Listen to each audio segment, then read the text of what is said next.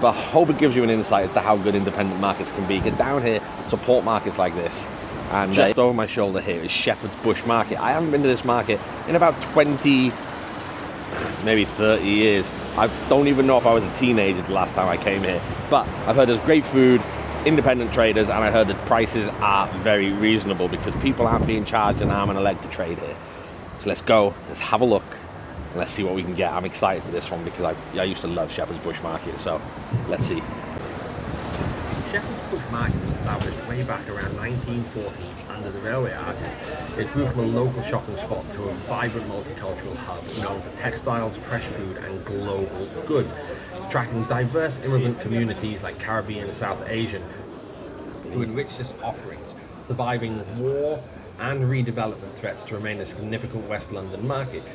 Between 1910 and 1930, the market's layout emerged with the development of the Hammersmith and City line.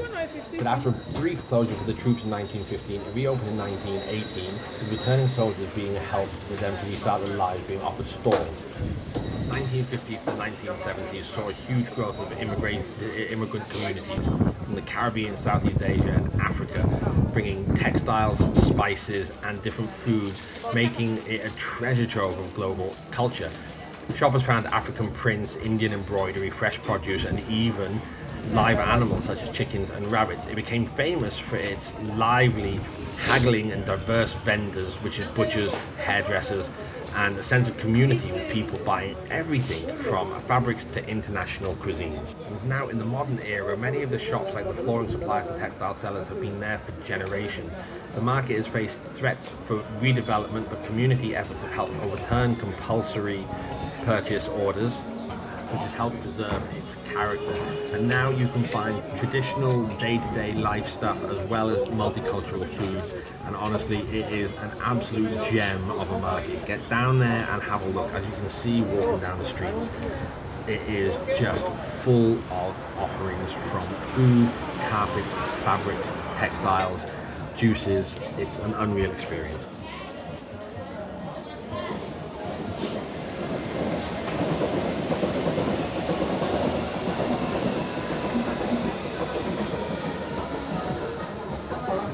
Hi there, how you doing? Could I get, what do you recommend soup-wise? What's your favourite? Soup? Yeah. And the maybe get sopa and Martinez solitos? Well, they're all good, but what I recommend are you meaty? Yeah. Do you meat? Either the beef or the oxtail. Let's go with the oxtail. Yes, please, yeah. Thank you.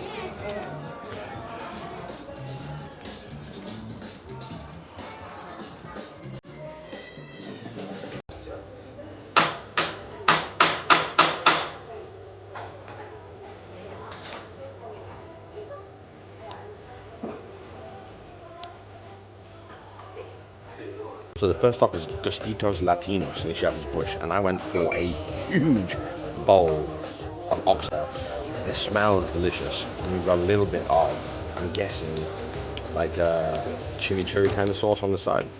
So I'm going to try it without, and then I'm going to try it with.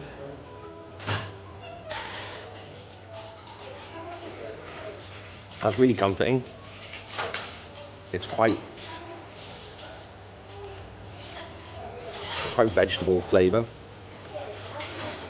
very clean, very hot, and then 2 whacking lumps of oxtail stewed down there, huge potato, some corn, add some chimichurri, and hope that this is spicy.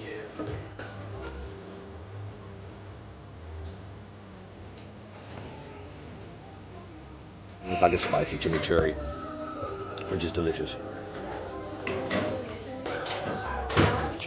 The size of the potato.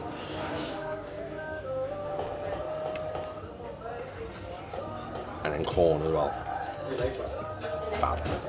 How's your soup, sir? It's so good. Good? Your sauce as well is really nice. If Yeah. some more, let me know. No problem. Thank you. Later on, I want to ask you a favor. Yeah? We are doing some advertising for it. No problem. That's exactly what I'm doing as well. So you're gonna send it? So I'll tag everybody in it. So basically I do street food and independent markets. that? Crazy. So we concentrate on small videos and small people and small channels. Yeah. Okay. So and then all I do is eat, which is a good life to have, you know.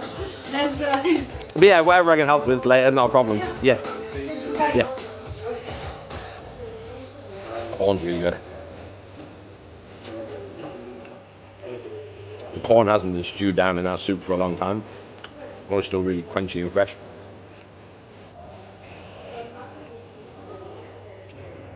I need to tackle that giant potato.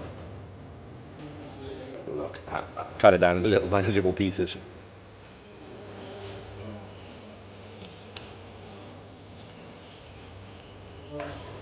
On a cold day like today, it's so comforting.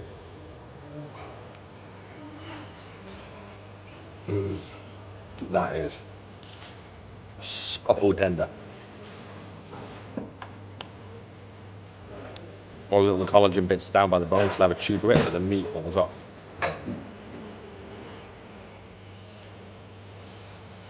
That will warm the soul of anybody. Maybe not vegetarians, but certainly me.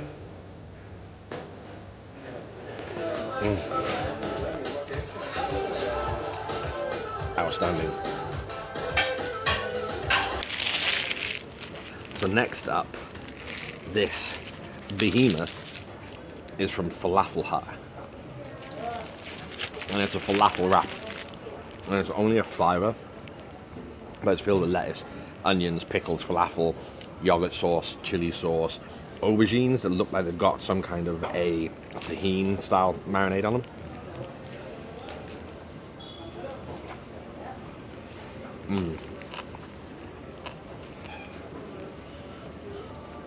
That has all the components of a delicious wrap.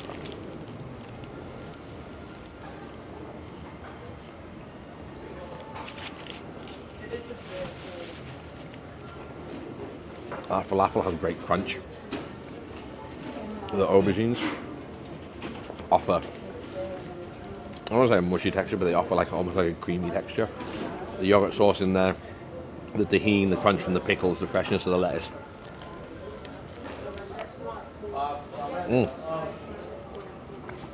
Good God.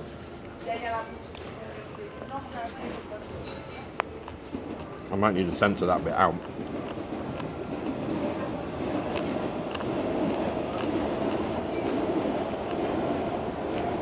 Those pickles are deliciously sour. There is so much in there. The aubergines are delicious.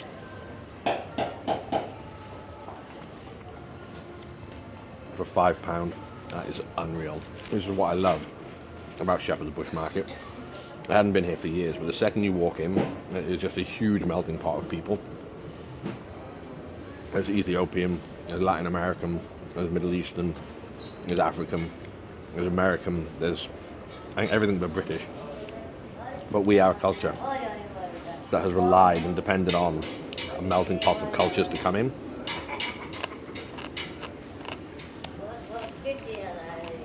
And honestly, the food thrives because of that. This is hearty.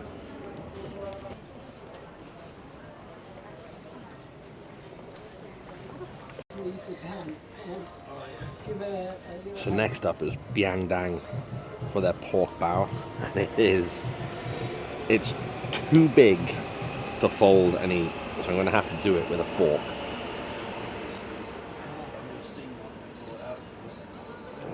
But that pork is tender.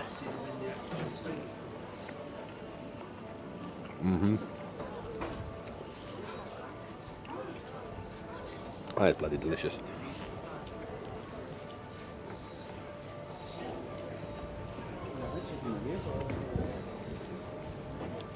The pork literally falls apart, and you can taste that soy and white wine in there, and pickled mustard greens in the bottom, which adds a little zing. And then they have a really good chili oil on the counter that you can add yourself, which of course I did.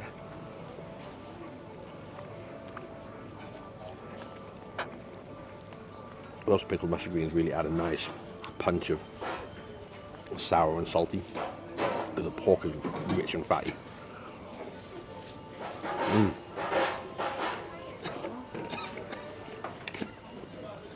Honestly, unreal. There's a lot of falafel places here, and there's a couple of little Asian places as well, but these are good. Only like $5.50 for one of these buns, and instead of just getting like a little peanut-sized piece of pork belly like you'd get in Central, you get a whole meal on the bun. The bun itself is also massive. That's just half of the bun.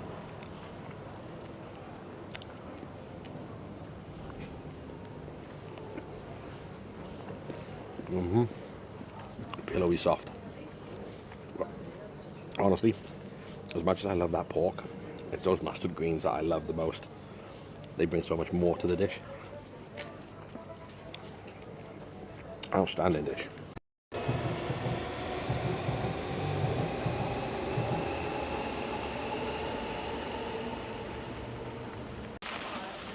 So next up was Sosaku onigiri, just behind me here. And I've got a little onigiri, and they have a little way of opening these. They have a little pull pouch that you just pull. I'm going to do this very delicately. This is filled with pickled mustard greens, garlic miso, and yeah, it's a bit spicy apparently. But I love these because they're just basically a huge compacted shape of rice filled with all the filling.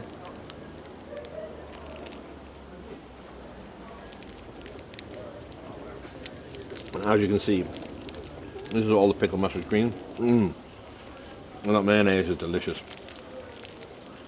You've got the spicy, fermented pickled mustard greens in there, and then that creamy mayonnaise.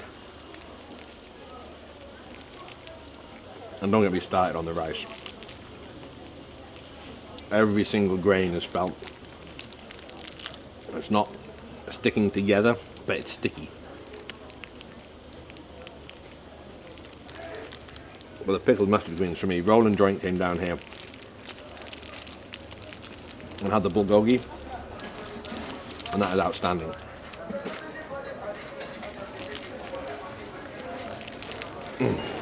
So guys, that was Shepherd's Bush Market. Now there is a load of different places in there to eat on top of that. Mostly falafel. There must have been about 8 falafel shops in there. I ate what I could eat. That first bowl of stew was absolutely delicious. I mean soup, it looked like a stew, it was absolutely packed. Absolutely delicious. Way too filling for me to be able to have that and loads of other food, so I had a couple of other bits. But I hope it gives you an insight as to how good independent markets can be. Get down here, support markets like this. And yeah, I'll see you at the next one.